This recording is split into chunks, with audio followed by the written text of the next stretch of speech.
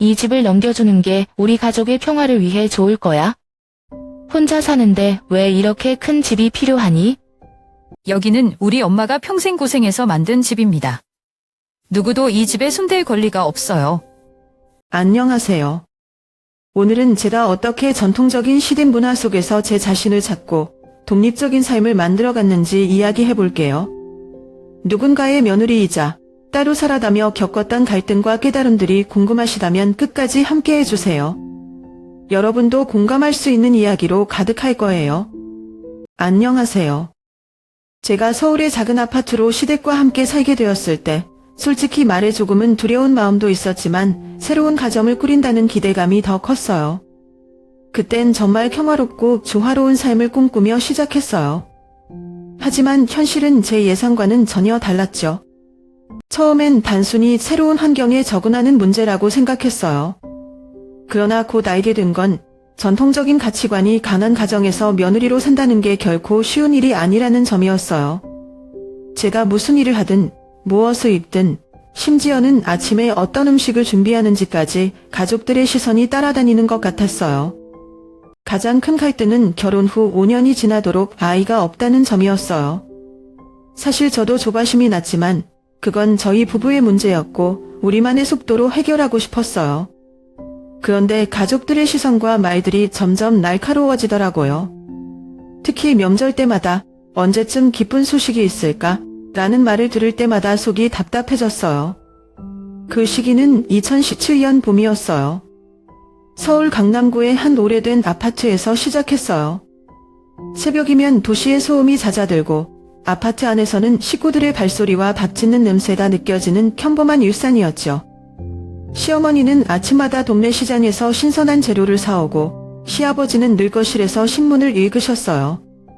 제 남편은 아침부터 밤늦게까지 회사에서 일하며 바쁜 하루를 보내고 있었고요. 그런데도 저는 자꾸만 집안의 공기가 답답하게 느껴졌어요. 제가 뭘 하든 시어머니의 눈치가 느껴졌거든요. 오늘 반찬은 왜 이렇게 심심하지? 같은 작은 코멘트도 저한텐 크게 다가왔어요. 시댁 가족과의 관계도 참 애매했어요. 남편은 늘 중재하려고 노력했지만 저는 때론 혼자라는 기분이 들었어요. 한 번은 시어머니와 시장에 갔을 때였는데 옆집 아주머니가 며느리가 참 얌전하네. 근데 아직 아이가 없나 보네 라고 물으셨어요. 그 말에 시어머니는 한숨을 쉬면서 요즘 젊은 애들은 느긋하더라니까 라고 대답하셨어요. 저는 아무 말도 못하고 고개만 끄덕였죠. 그날 이후로 시장에 가는 것도 꺼려졌어요. 서울이라는 큰 도시 한가운데서도 저는 어딘가 갇혀있는 느낌이었어요. 하지만 그 시절이 저를 단단하게 만들었어요. 사람들은 저에게 어떻게 그런 상황을 견뎠냐고 물어요. 솔직히 말해서 저도 가끔은 도망치고 싶었던 적도 있었지만 결국 제가 선택한 삶이었기에 버틸 수밖에 없었어요. 시댁과 함께 살게 된 첫 해부터 저는 예상치 못한 감정들과 마주해야 했어요.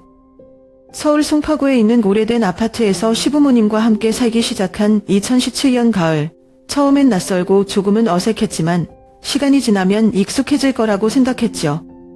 하지만 시어머니의 시선과 말투는 매일같이 저를 흔들었어요. 시어머니께서는 젊으셨을 때 본인도 비슷한 어려움을 겪으셨다고 종종 말씀하셨어요. 시어머니는 결혼 후 몇 년 동안 아들을 낳지 못해 큰 스트레스를 받으셨다면서 자신의 경험을 저에게 자주 들려주셨어요. 나도 힘들었지만 끝까지 노력했더니 아들 둘이나 낳았잖아. 너도 더 열심히 해봐야지. 그래야 우리 가족이 체면을 세울 수 있지 않겠니? 라는 말씀을 하실 때마다 가슴이 철렁 내려앉았어요. 물론 그 말씀이 저를 비난하려는 의도가 아니라는 걸 알고 있었어요. 하지만 그런 말이 반복될수록 제 마음 한편이 무너지는 것 같았어요. 제가 아직 엄마가 되지 못한 현실이 이미 충분히 버거웠는데 시어머니의 기대와 주변 친척들의 시선까지 감당하려니 숨이 막히더라고요. 특히 명절은 가장 힘든 시기였어요. 온 가족이 모이는 날이면 친척 어른들이 하나같이 아이 소식은 다지기니? 라고 물어보셨어요. 그런 질문을 받을 때마다 남편은 애써 대답을 피하려고 했지만 시어머니께서는 곧잘 대답을 대신하시곤 했어요. 우리 며느리가 아직 준비 중이야. 요즘 젊은 애들이 다 그렇지 뭐. 그 말 한마디가 마치 제게는 왜 이렇게 늦어? 라는 꾸짖음으로 들렸어요. 한 번은 제가 이런 상황에 너무 지쳐 눈물까지 보인 적이 있었어요. 그날은 시어머니께서 친척 어르신께 며느리로서 책임감을 가져야 한다고 말씀하셨던 날이었어요. 거실로 들어가 혼자 있을 때 남편이 다가와 제 어깨를 감싸주며 우리만의 속도로 하면 돼, 너무 신경 쓰지 마 라고 위로했지만 그날 밤 저는 잠을 이룰 수 없었어요. 시댁의 기대와 저의 현실 사이에서 균형을 찾는 게 얼마나 어려운지 깨닫게 되었어요. 그 과정에서 때로는 힘들었고 때로는 포기하고 싶었던 순간도 많았어요. 하지만 그 시간이 저를 더 단단하게 만들었다고 지금은 생각해요. 2016년 겨울, 결혼 준비로 정신없던 시기에 아버지께서 말기 암판정을 받으셨다는 소식을 들었어요. 병원에서 의사 선생님이 하시는 말씀은 너무 충격적이어서 귀를 의심할 정도였죠. 남은 시간은 길어야 몇 달 정도입니다. 그 말을 들은 순간 세상이 무너지는 기분이었어요. 아버지는 강원도 춘천에서 작은 카페를 운영하시며 평생을 가족을 위해 헌신하셨던 분이었어요. 항상 건강을 챙기시던 분이셨기에 겸을 앓고 계셨다는 사실을 아무도 눈치채지 못했어요. 그 시점부터 저는 결혼 준비는 뒷전으로 미루고 아버지와 조금이라도 더 많은 시간을 보내기 위해 매주 춘천으로 내려갔어요. 경실에서 아버지의 손을 잡고 이야기 나누는 시간이 그 무엇보다 소중했죠. 결혼식이 얼마 남지 않은 시점에서 아버지의 경세가 급격히 악화되었어요. 그리고 결국 제 결혼식을 며칠 앞두고 아버지께서는 우리 곁을 떠나셨어요. 그날 밤 병원 복도에서 하염없이 울었던 기억이 아직도 생생해요. 결혼식 날 아빠 손을 잡고 버진로드를 걷는 게 꿈이었는데 라는 생각이 머릿속을 떠나지 않았어요. 아버지의 장례식은 너무 갑작스러웠고 저는 결혼을 준비하던 들뜬 마음에서 슬픔의 늪으로 빠져버렸어요. 그런데 그 장례식에서 시댁 쪽 가족의 태도는 저를 더 깊은 실망감에 빠뜨렸어요. 아버지의 장례식 날 시댁에서는 봉투 하나를 보냈을 뿐 아무도 참석하지 않았어요. 솔직히 저는 그 태도가 너무 섭섭하고 화가 났어요. 당시 남편에게 왜 시댁 가족들이 오지 않았냐고 물었는데 남편은 다들 바쁘잖아. 너무 신경 쓰지 마 라고 대수롭지 않게 말했어요. 그 말을 듣는 순간 저는 울분이 치밀었어요.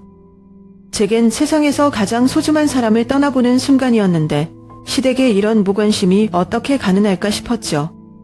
제 입장에선 며느리로서 그들의 기대에 부응하려고 노력했는데 정작 제가 힘들 때는 그 누구도 제 곁에 없다는 느낌이 들었어요.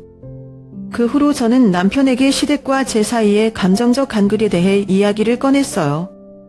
하지만 남편은 그게 원래 우리 가족 스타일이야. 너무 예민하게 받아들이지 마 라고 하더라고요. 그 말에 마음이 더 상했지만 한편으로는 남편도 그런 환경에서 자라왔으니 이해하려고 노력했어요. 하지만 그날 이후로 저는 결혼 생활에서 시댁과의 관계를 다시 생각하게 되었어요. 제가 더 이상 참기만 하면 안 된다는 것을 느꼈고 제 감정과 생각을 분명히 표현하는 것이 중요하다고 결심했어요. 아버지를 떠나보낸 슬픔과 시댁에 대한 실망은 제 결혼 생활에서 큰 전환점이 되었어요. 그 과정을 통해 저는 더 독립적인 사람이 되었고 제 삶을 제 방식대로 살아가야겠다는 다짐을 하게 되었어요. 아버지가 돌아가신 후 어머니는 생계를 책임지기 위해 쉴 틈 없이 일하셨어요. 강원도 춘천의 작은 동네에서 새벽이면 어머니는 장바구니를 들고 시장으로 나가셨고 아침부터 오후까지는 직접 피운 채소를 팔았어요. 오후에는 집으로 돌아와 가내수공업으로 옷을 만들며 추가 수입을 벌었죠. 제가 대학교 때문에 서울로 올라가 있던 시절 가끔 주말에 집에 내려가면 어머니는 늘 작업대 앞에서 바느질을 하고 계셨어요. 엄마, 좀 쉬세요 라고 말하면 항상 웃으며 엄마는 괜찮아. 너 공부만 열심히 하면 돼 라고 대답하셨죠. 하지만 그 웃음 뒤에 숨겨진 피로를 저는 모를 수가 없었어요. 특히 비가 오던 날들이 기억에 남아요. 강원도의 겨울비는 바람이 세차고 뼛속까지 스며드는 추위로 유명하잖아요. 어머니는 그런 날에도 찢어진 우비 하나를 걸치고 작은 손수레를 끌고 동네 골목골목을 다니셨어요. 가끔 제가 걱정스러운 눈빛으로 바라보면 비 오는 날은 사람들이 더 신선한 채소를 찾거든. 엄마는 괜찮아 라고 하셨어요. 하지만 한 번은 어머니가 손수레를 끌다가 미끄러지셔서 발목을 삐끗하셨다는 걸 나중에야 알게 되었어요. 그때도 저를 걱정시키기 싫어서 아무 말도 하지 않으셨던 거예요. 며칠 뒤 집에 내려왔을 때 어머니가 제대로 걷지 못하시면서도 괜찮다고 웃는 모습을 보고 정말 마음이 아팠어요. 어머니는 늘 엄마는 괜찮아. 너만 잘 살면 돼 라고 하셨지만 저는 속으로 항상 묻곤 했어요. 왜 세상은 이렇게 어머니에게 가혹할까? 한 번은 제가 울면서 엄마, 왜 이렇게 힘들게 사세요? 조금만 쉬세요 라고 했더니 어머니가 제 손을 잡으며 하셨던 말이 아직도 기억나요. 너가 잘 되는 게 엄마한테는 가장 큰 행복이야. 이 힘든 것도 다 너 때문에 견딜 수 있는 거야. 그 말을 듣는 순간 저는 어머니를 위해서라도 더 열심히 살아야겠다는 결심을 했어요. 어머니의 삶은 저에게 너무나 많은 것을 가르쳐 주셨어요. 희생과 사랑, 그리고 가족을 위해 무엇이든 할 수 있는 용기까지요. 저는 그런 어머니를 보며 제 삶을 어떻게 살아가야 할지에 대한 답을 찾기 시작했어요. 엄마가 기침을 시작하셨을 때가 2018년 초였어요. 그때는 그냥 감기겠거니 했죠. 춘천의 겨울은 춥고 건조하니까 감기 걸리기 쉬운 계절이잖아요. 그런데 그 기침이 멈추질 않았어요. 밤마다 기침 소리에 잠을 설치면서도 엄마는 괜찮다고 하셨어요. 이 나이에 기침 좀 하는 거야 별일 아니야. 너나 잘 챙겨라 라고 웃어 넘기셨어요. 제가 아무리 병원에 가자고 설득해도 엄마는 괜히 병원 갔다가 돈만 쓰는 거야 라고 말씀하셨죠.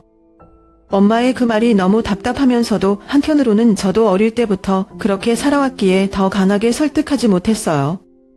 하지만 하루는 엄마가 부엌에서 요리를 하시다가 갑자기 쓰러지셨습니다. 그날의 공포는 지금도 잊을 수 없어요. 병원으로 급히 달려갔는데 의사 선생님이 하시는 말씀은 너무 충격적이었어요. 폐암이 이미 말기 상태입니다. 치료를 하더라도 기대할 수 있는 시간이 길지 않을 겁니다. 그 후로 서울의 큰 병원을 오가며 엄마의 치료가 시작됐어요. 매주 춘천에서 서울로 올라오시는 엄마를 보며 저는 항상 주책감이 되었어요. 그동안 더 강하게 병원에 가보자고 설득하지 못한 제 자신이 원망스러웠죠. 엄마는 병원에 있을 때조차 치료비 많이 들지? 너도 힘들 텐데 미안하다 라고 말씀하셨어요. 그런 엄마를 보며 저는 아무 말도 하지 못한 채 눈물을 삼킬 수밖에 없었어요. 마지막 몇 달 동안 엄마는 점점 더 약해지셨고 집에 계시는 시간이 많아졌어요. 하지만 그런 상황에서도 엄마는 늘 제 손을 잡고 이야기하셨어요. 너는 이 집을 꼭 지켜야 한다. 이 집은 내가 평생이라며 어렵게 마련한 거야. 누구도 이걸 빼앗게 두지 마. 엄마가 떠나시기 전날 밤 저는 엄마의 손을 잡고 있었습니다. 엄마는 힘겹게 숨을 쉬시며 마지막으로 저에게 이렇게 말씀하셨어요. 내가 힘들어도 절대 포기하지 말아라. 그리고 내가 행복해야 엄마가 마음 놓고 갈 수 있어. 그 순간 저는 엄마를 떠나보낼 준비가 되어 있지 않았다는 것을 깨달았어요. 엄마의 손은 너무나 차가웠지만 그 손을 놓고 싶지 않았어요. 결국 엄마는 다음날 새벽에 조용히 눈을 감으셨습니다. 엄마를 떠나보낸 후 저는 엄마가 남긴 집과 말씀을 지키기 위해 어떤 선택을 해야 할지 고민하기 시작했어요. 엄마가 얼마나 고생하며 이 집을 지켰는지 알기에 그 책임감은 저에게 더 큰 무게로 다가왔습니다. 엄마를 떠나보낸 지 채 한 달도 되지 않은 2018년 여름, 저는 예상치 못한 전화를 받기 시작했어요. 처음에는 시댁 식구들이 저를 위로하려는 듯한 말투로 전화를 걸어왔어요. 힘들지? 우리도 마음이 아프다며 걱정하는 척하더니 며칠 지나지 않아 대화의 내용이 점점 달라지기 시작했어요. 그 집은 좀 크지 않아? 어차피 혼자 사는데 그 정도면 충분하지 않을까? 우리 가족이 잠시 쓰면 어떨까? 시어머니의 말에 저는 아무 말도 하지 못했어요. 너무 당황스러웠고 아직 엄마의 빈자리를 느끼며 살아가고 있는 저에게는 그 제안이 너무나 비정하게 들렸거든요. 처음엔 그저 말로만 끝날 줄 알았어요. 하지만 시간이 지날수록 시댁의 태도는 점점 더 노골적이 되어갔어요. 시댁의 큰며느리가 어느 날 갑자기 집에 찾아왔어요. 이 서류에 사인만 하면 돼. 우리 집 장남이 쓰게 할 거야. 그녀는 너무나 당연한 듯 서류를 저 앞에 내밀었어요. 저는 도무지 이해할 수가 없었어요. 엄마가 평생의 노력을 바쳐 지켜낸 집이었고 그 집은 엄마와 저만의 추억이 담긴 공간이었어요.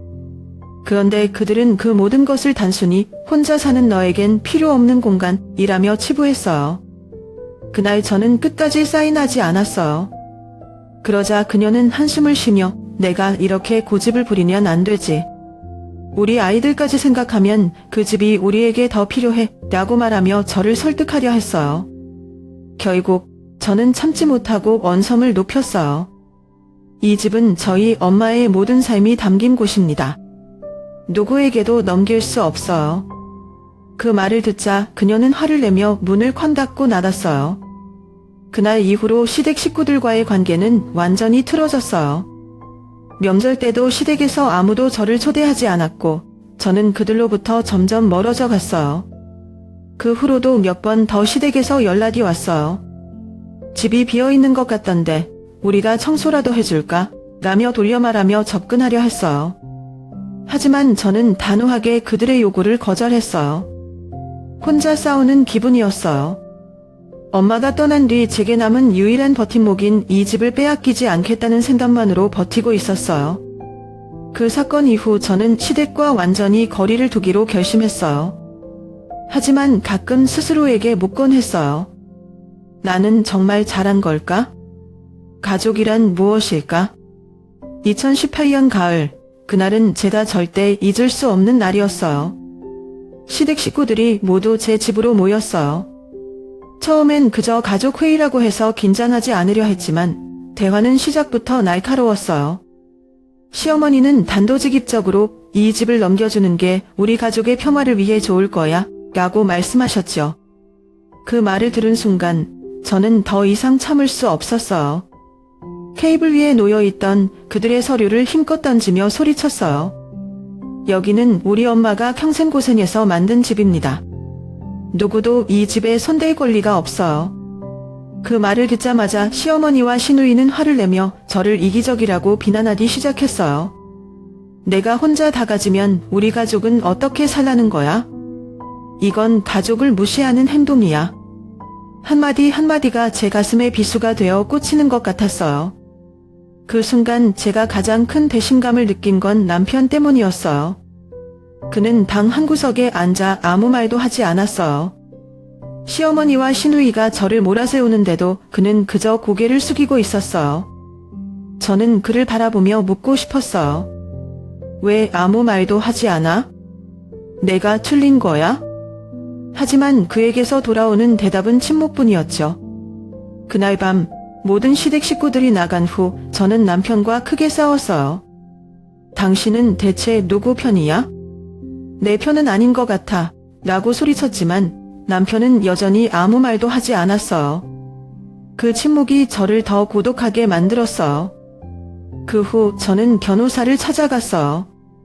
집문서를 확인하고 모든 법적 권리를 보고하기 위해 준비를 시작했죠. 변호사는 제게 당신이 법적으로는 문제가 없지만 감정적으로는 가족들과 더 큰 갈등이 생길 수 있다고 경고했어요. 하지만 저는 더 이상 물러설 수 없었어요. 엄마의 마지막 유산을 지키기 위해서라도 강하게 나가야겠다고 결심했어요. 시댁은 가만히 있지 않았어요. 동네에 온갖 험담을 퍼뜨리기 시작했어요. 저 며느리가 우리 집 재산을 다 빼앗아갔어. 가족을 생각하지 않는 사람이야 라는 말이 이웃들에게 돌았고 가끔 저를 보는 이웃들의 시선이 차갑게 느껴졌어요. 그들의 비난은 저를 점점 더 고립되게 만들었지만 저는 굴하지 않았어요. 혼자라는 기분이 들 때마다 저는 엄마와의 마지막 대화를 떠올렸어요. 이 집은 내가 꼭 지켜야 한다. 그 말씀이 제 유일한 힘이었어요.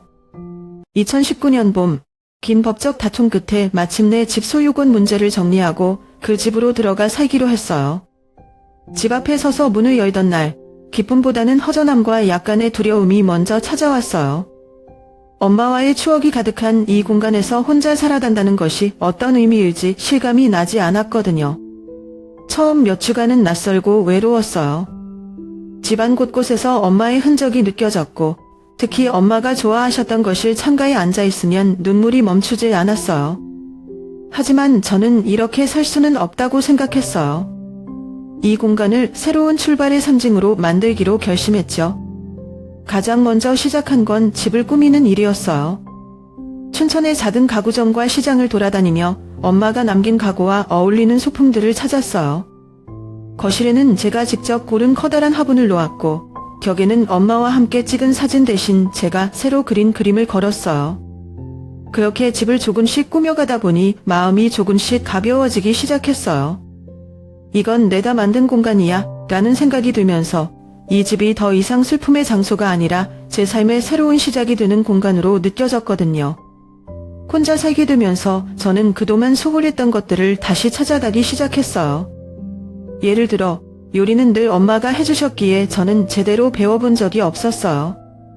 그래서 동네 문화센터에 등록해 요리 수업을 들었고 매주 새로운 음식을 만들어보는 재미에 빠졌어요. 또 오랫동안 연락하지 못했던 친구들과 다시 만났어요. 혼자 살게 되었다는 소식을 들은 친구들이 하나둘 찾아와줬고 함께 차를 마시며 이런저런 이야기를 나누다 보니 다시 웃을 수 있는 시간이 많아졌어요. 가끔은 집에서 아무것도 하지 않고 창가에 앉아 서울의 바쁜 거리를 바라보곤 했어요. 지하철역으로 향하는 사람들, 퇴근 후 서둘러 집으로 가는 사람들, 한 손에 커피를 든 채 휴대폰을 보며 걸어가는 젊은이들. 그들을 바라보며 문득 이런 생각이 들었어요. 모두가 각자의 삶을 살고 있구나. 나도 내 삶을 살아가면 되는 거야. 그렇게 창밖을 바라보는 시간이 점점 마음을 편안하게 만들어졌어요. 서울이라는 거대한 도시 안에서 나만의 조용한 순간을 찾은 기분이었죠. 독립적인 삶을 시작하고 가장 큰 깨달음은 내 삶은 내 것이어야 한다는 거였어요. 그동안 저는 가족의 기대와 사회적인 시선 속에서 제 자신을 잃어버렸던 것 같아요. 하지만 이제는 그런 외부의 압박에서 벗어나 제 자신을 돌보고 제 삶을 만들어가는 법을 배웠어요. 2020년 늦봄이었어요. 주말 오후 저는 집에서 책을 읽고 있었어요. 갑자기 현관벨이 울렸고 모니터를 확인하니 시어머니가 서 계셨어요. 솔직히 너무 당황스러웠어요. 법적 문제와 갈등 이후로 거의 연락이 끊겼었거든요. 문을 열자 시어머니는 작은 종이 상자를 들고 계셨어요. 안에는 예쁘게 포장된 약과자 세트가 들어있었어요. 갑작스러워서 미안하다. 잠시 이야기할 수 있을까? 라는 말씀에 저는 잠시 망설였지만 문을 열어드렸어요. 시어머니는 거실에 앉자마자 한숨을 쉬셨어요. 내가 많이 잘못했구나. 그땐 왜 그렇게밖에 생각하지 못했는지 모르겠다. 처음 듣는 사과에 저는 무슨 말을 해야 할지 몰라 잠시 침묵했어요.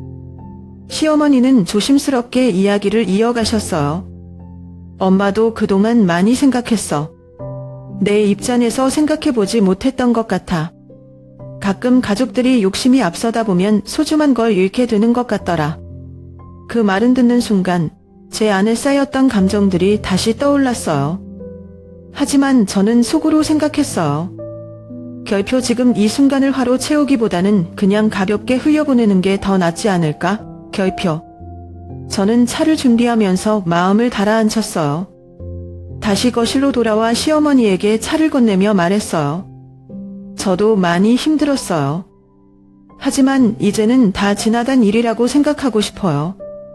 시어머니는 눈시울이 붉어지셨고 그 모습에 저도 울컥했어요. 그날 우리는 처음으로 진심 어린 대화를 나눴어요. 엄마와의 추억, 그리고 시댁 가족들과의 갈등 속에서 서로가 느꼈던 어려움들을 솔직하게 털어놨어요. 시어머니는 내가 내 마음을 제대로 알았다면 이런 일이 벌어지지 않았을 텐데 정말 미안하다 라고 말씀하셨어요. 저도 이제는 모든 걸 내려놓고 싶어요. 그냥 평범하게 지내고 싶어요 라고 답했죠. 그날 이후 시어머니와의 관계는 조금씩 변화하기 시작했어요. 예전처럼 가깝지는 않았지만 서로를 조금 더 이해하려고 노력했어요. 가끔 시어머니는 집에 전화를 걸어 밥은 먹었니? 라고 물으셨고, 저는 그런 일상적인 대화가 오히려 마음을 편안하게 만들어준다는 걸 느꼈어요. 다만, 시댁 전체와의 관계가 완전히 회복되지는 않았어요. 다른 가족들은 여전히 냉랭한 태도를 보였지만, 저는 그들의 시선에 너무 신경 쓰지 않기로 했어요. 중요한 건 제가 시어머니와 조금이라도 화해의 여지를 만들었다는 점이었으니까요. 시간이 지나면서 깨달았어요. 용서는 상대를 위한 것이기도 하지만 결국 나 자신을 위한 선택이라는 거려. 저는 시어머니와의 관계를 통해 더 이상 과거에 묶여 살지 않고 제 삶을 평화롭게 만들어가는 방법을 배웠어요. 2021년 초봄, 제가 생각지도 못한 소식을 받았어요. 춘천에 사는 엄마의 먼 친척, 이모 뻘 드는 분이 갑자기 저에게 손편지를 보내오셨어요. 내 엄마가 마지막에 병원에서 이런 말을 했었다더라. 재산의 일부를 꼭 어려운 아이들을 위해 쓰고 싶다고. 하지만 시간이 없어서 이루지 못했지. 그 편지를 읽고 한동안 아무 말도 할 수 없었어요. 엄마의 그런 마음을 알았다면 진작에 무언가 했을 텐데 이제 와서야 알게 된 게 너무나 아쉬웠어요. 하지만 동시에 이건 엄마가 남긴 또 하나의 메시지처럼 느껴졌어요. 내가 대신 해주면 좋겠다. 는 그런 마음이요. 며칠 동안 고민했어요. 그동안 집을 지키기 위해 싸워왔던 시간을 떠올리며 내가 정말 이 일을 할 수 있을까? 라는 생각도 들었죠. 하지만 결국 저는 결심했어요. 엄마의 뜻을 이루는 게 이 집의 진정한 가치를 살리는 일이라고요. 그래서 지역의 한 아동복지기관에 연락을 했어요. 이 집의 일부 가치로 어려운 상황에 처한 아이들을 돕고 싶습니다. 라고 말했을 때 기관 관계자분이 눈물을 흘리며 고마워했던 모습이 아직도 생생해요. 그 소식이 시댁에도 전해지자 그들의 반응은 예상대로였습니다.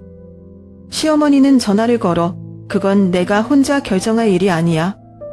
가족 재산을 왜 남에게 줘? 라고 화를 내셨죠.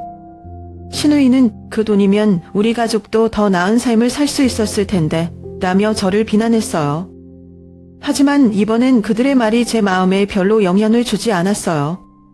제가 옳다고 믿는 일을 하고 있다는 확신이 있었거든요. 엄마가 이걸 원하셨을 거예요. 라고 말하고 전화를 끊었을 때 묘한 평온함이 느껴졌어요. 며칠 후 제가 지원한 금액으로 복지기관에서 새로 입소한 아이들을 위한 작은 축제가 열렸다는 소식을 들었어요. 사진으로 본 아이들의 웃는 얼굴은 저에게 더할 나위 없는 위로가 되었어요. 그 순간 엄마가 하늘에서 저를 보고 계셨다면 분명히 미소 지으셨을 거라고 생각했어요. 또한 복지기관에서 감사장을 보내주셨는데 그 감사장에 적힌 말이 마음 깊이 와 닿았어요. 이 작은 나눔이 아이들에게 큰 희망이 되었습니다. 이 일을 계기로 저는 나눔이 단순히 물질적인 것을 넘어서 마음을 치유하는 힘이 있다는 걸 깨달았어요. 엄마가 남긴 유산은 단순히 집 한 채가 아니라 그 안에 담긴 따뜻한 마음과 사랑이라는 걸 이제야 알게 되었어요. 2022년 가을, 오랜만에 열린 대학교 동창회에 참석했어요. 한동안 사람들과 교류를 거의 하지 않아서 살짝 긴장했지만 그래도 예전 친구들을 다시 보고 싶다는 마음이 컸죠. 서울 강남의 작은 카페에서 열린 모임에 도착했을 때 익숙한 얼굴들이 하나둘씩 보였어요. 그런데 그 중에서 특히 눈에 띄는 사람이 있었어요. 대학 시절 가장 친했던 친구, 준혁이었어요. 학창 시절에는 서로의 고민을 털어놓을 만큼 가까운 사이였지만 제가 결혼하고 바쁜 일상에 치여 연락이 끊겼던 사람이죠. 준혁과의 대화는 생각보다 자연스럽게 이어졌어요. 결혼하고 어떻게 지냈어? 라는 그의 질문에 처음엔 망설였지만 곧 저는 지난 몇 년간의 이야기를 털어놓기 시작했어요. 엄마의 경, 시댁과의 갈등, 그리고 독립적인 삶을 찾아가는 과정까지요. 그는 조용히 제 이야기를 들으며 이렇게 말했어요. 내가 이렇게 강한 사람이었는지 몰랐어. 정말 대단하다. 그 한마디가 얼마나 큰 위로가 되었는지 몰라요. 오랜만에 누군가가 제 이야기를 평가하지 않고 그저 들어준다는 게 이렇게 편안한 일이었구나 싶었어요. 그날 이후 우리는 종종 연락을 주고받기 시작했어요.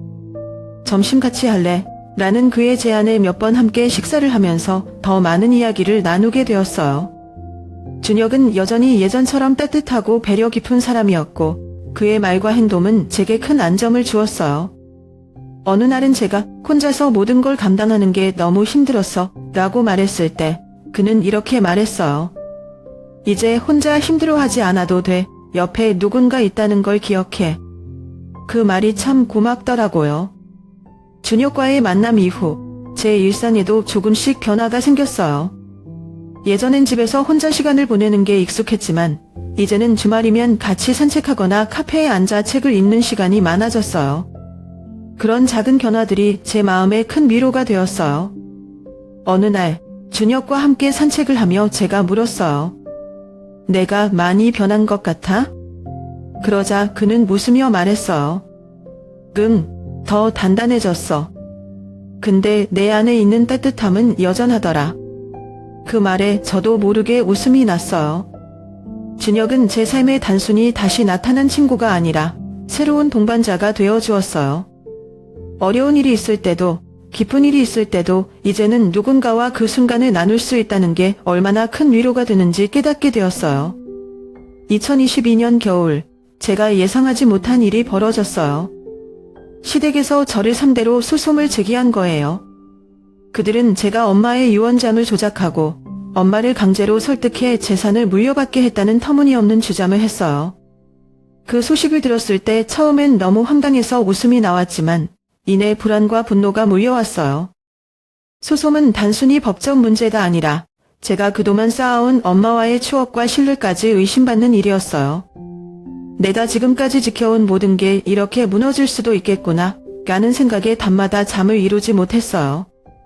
하지만 동시에 저는 물러설 수 없다는 결심을 했어요. 재판은 서울중앙지방법원에서 열렸어요. 법정에 들어서는 순간 시댁 식구들이 저를 쏘아보는 눈빛이 느껴졌어요. 그들의 변호사는 제가 엄마를 이용해 재산을 독차지하려 했다고 주장하며 근거 없는 이야기들을 늘어놨죠. 하지만 저는 준비된 증거들을 하나씩 제시하며 조용히 반박했어요. 엄마가 병원에서 직접 쓰신 유언장, 엄마와 함께 찍은 사진, 그리고 주변 이웃들이 써준 진술서까지 모든 걸 제출했어요. 재판 과정에서 큰 힘이 되었던 건 준혁을 포함한 제 주변 사람들이었어요. 준혁은 변호사를 소개해주며 내가 힘들 땐 우리 다 있으니 걱정하지 마 라고 말해줬고 동네 이웃들은 엄마가 저와 얼마나 가까운 사이였는지 증언해줬어요. 특히 한 동네 아주머니는 재판에서 이렇게 증언하셨어요. 그 집 딸은 정말 잘했어요. 병원에 매일 들락날락하며 엄마를 챙기던 걸 우리 동네 사람들이 다 봤으니까요.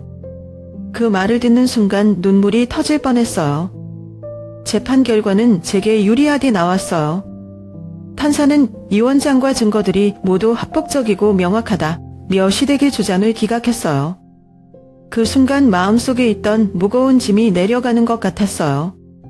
시댁 식구들은 판결이 끝난 뒤 말없이 법정을 떠났어요.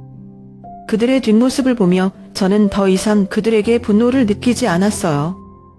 그저 이 싸움이 끝났다는 안도감만이 남았어요. 이 싸움은 저에게 많은 것을 가르쳐줬어요. 모든 갈등이 참거나 회피한다고 해결되는 건 아니라는 거요. 때로는 내 자신과 내가 지키고 싶은 것을 위해 끝까지 싸워야 할 때도 있다는 걸 깨달았어요. 2023년 봄, 모든 일이 끝난 뒤 저는 스스로에게 질문을 던졌어요. 결표 이제 나는 무엇을 해야 할까? 결표 긴 법적 싸움과 감정적인 소모 속에서 제 자신을 잃어버린 느낌이었거든요. 그래서 결심했어요. 잠시 멈추고 나를 다시 찾아보자. 직장을 그만두고 여행을 떠나기로 했어요. 이번 여행은 단순히 쉼을 위한 것이 아니라 엄마와 제 인생을 돌아보기 위한 시간이었어요. 엄마가 생전에 가보고 싶어 하셨던 제주도, 부산, 그리고 그녀의 어린 시절이 담긴 작은 시골 마을들을 목적지로 정했어요. 첫 번째로 떠난 곳은 제주도였어요. 엄마는 늘 제주의 푸른 바다와 바람을 느껴보고 싶다고 말씀하셨었거든요. 성산일 출봄이 오르던 날, 바람이 너무 강해서 걸음을 멈춰야 할 정도였어요. 정산이 올라 엄마 생각을 하며 바다를 바라보는데 문득 이런 생각이 들었어요. 결표 엄마도 이 바람을 느끼며 웃으셨을까? 결표. 그날 밤 게스트하우스에서 다른 여행자들과 함께 저녁을 먹으며 그 이야기를 나눴어요. 그들은 엄마에 대한 제 이야기를 듣고 따뜻한 위로의 말을 건네줬어요. 여행을 통해 엄마를 느끼고 기억하려는 게 참 멋져요. 그들의 말은 제게 큰 위로가 되었어요. 다음 목적지는 부산이었어요. 관할리 해변에서 저는 혼자 앉아 일몰을 바라봤어요. 엄마가 어릴 때 부산에서 친구들과 바닷가에 놀러 갔던 기억이 아직도 생생하다고 말씀하셨던 게 떠올랐어요. 그래서 그날 밤 저는 엄마가 자주 말씀하셨던 갈매기 모양의 떡볶이 가게를 찾아갔어요. 그곳에서 만난 주인 할머니께 엄마 이야기를 꺼냈더니 할머니는 옛날 부산의 모습을 이야기해 주셨어요. 그 시절엔 정말 다들 바쁘게 살았지. 그래도 소소한 행복이 많았던 때야. 그 이야기를 들으며 엄마도 그런 소소한 행복을 느끼며 살았던 게 아닐까 생각했어요. 마지막으로 찾은 곳은 엄마의 고향인 전남의 작은 시골 마을이었어요. 엄마가 자랐던 낡은 집터를 보며 눈물이 났어요. 비록 집은 오래전에 헐렸지만 주변의 논밭과 작은 강은 여전히 남아 있었어요. 그곳에서 저는 엄마가 어떤 환경에서 자라셨는지, 그리고 그 힘든 환경 속에서도 왜 그렇게 간인한 분이셨는지 조금은 알 수 있었어요. 마을 사람들은 저를 반갑게 맞아줬고 엄마에 대한 추억을 들려주셨어요. 내 엄마는 정말 씩씩하고 착한 아이였지. 내가 엄마를 닮은 것 같구나. 그 말에 마음이 따뜻해졌어요. 여행에서 돌아온 후 저는 엄마와 저의 이야기를 글로 남기기 시작했어요. 처음엔 단순히 저를 위한 기록이었지만 쓰다 보니 이 이야기가 다른 사람들에게도 위로와 힘이 될 수 있을 거라는 생각이 들었어요. 그래서 작은 책으로 엮어보기로 했어요. 2035년 어느 봄날 서울의 작은 카페에서 딸과 함께 앉아 있었어요. 이제 성인이 된 딸은 대학 졸업을 앞두고 있었고 우리는 함께 저녁을 먹은 뒤 차를 마시며 이야기를 나누고 있었죠. 딸이 갑자기 물었어요. 엄마는 젊었을 때 어떤 사람이었어? 나는 엄마가 항상 가난 사람 같았는데 엄마도 약했던 적이 있어? 그 질문의 순간 말을 잃었어요.